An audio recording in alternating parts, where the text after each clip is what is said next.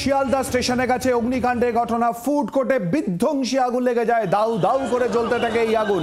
ঘটনাস্থলে যায় দমকলে তিনটি ইঞ্জিন। ঘন্টা খানেকের চেষ্টায় আগুন নিয়ন্ত্রণে আসে। কি ছবি সেই সময়কার দেখাচ্ছে।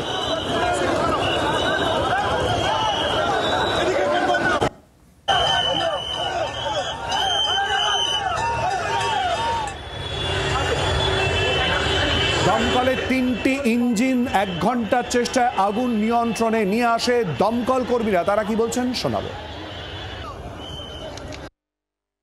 রান্না করছিল, সেখান থেকে হতে পারে।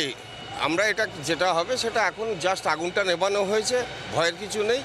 এরপরে এটা তদন্ত করে দেখে আমরা বলবো কিসে আগুন লেগেছে। না, আহত হওয়ার কোনো খবর নেই। ও মোমোর একটা কাউন্টারে